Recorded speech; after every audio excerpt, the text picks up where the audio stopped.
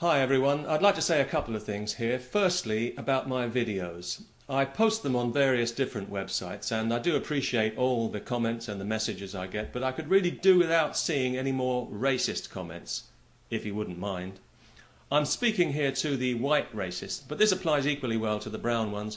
I don't share your pathetic and obnoxious views in any way imaginable. So if you really have to show the world what an intellectual insect you are, please don't do it here. Because every time I see one of your comments, it's like stepping in dog shit, and I don't want to have to follow you around with a pooper scooper, so if you could help me out and just put them somewhere else, preferably up your own fundament, using the business end of a pineapple, I'd be much obliged. And secondly, I'd like to say a few words about the Bible. It seems to me that because faith operates outside the bounds of reason, it feels entitled to claim knowledge from unreasonable sources, such as divine revelation, which is a fancy way of saying voices in the head, or dreams, or even drugs, if you read the book of Revelation, which is an extraordinary account of a bad trip through the canyons of a frazzled mind. It's the last book in the Bible, and it was written by somebody called John of Patmos, and he was definitely on something, because the island of Patmos is notoriously abundant in psilocybin mushrooms, and you don't need to ingest too many of them to start having rabid visions, maybe even scribble a book of wild ramblings and ravings while you're at it. What could be more natural? Although reading Revelation, I don't get the impression of anyone actually having written it so much as shouted it while hanging upside down by his ankle from a bell tower, or scrolling it in his own blood on the city walls.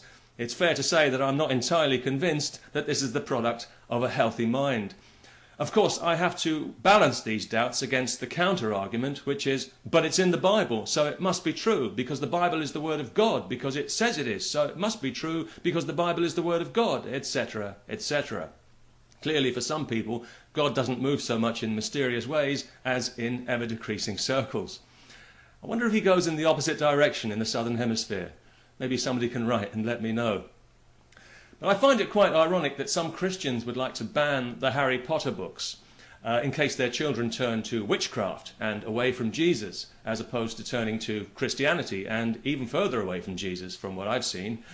Jesus camp, anyone? I don't know about you, but I smell sulphur. But you know, I think once you start banning books, you really start banning civilization, and that's why I would never be in favour of banning the Holy Scriptures, which is a question I was asked recently, even though I think they do more harm than good. I think the Bible, and the Quran for that matter, are very ambiguous books to quite a dangerous degree, because they both preach peace, as they often claim to do, yes, but they also preach violence. So really, it depends what you're actually looking for when you open the book, because that's pretty much what you're going to find. And if you choose to read it literally, well then yes, you've got yourself a charter for barbarism. But if you approach it as the inspirational text that it was doubtless meant to be, well then you can access a world of some subtlety and wisdom. But you have to actually want to do it. And unfortunately, too many people prefer dogma to enlightenment. They'd rather use their holy books to reinforce their own narrow prejudices and then try to impose them on everybody else. Like cavemen using a flashlight as a hammer. They've missed the point completely, and for me, this is the most depressing thing about the Holy Scriptures.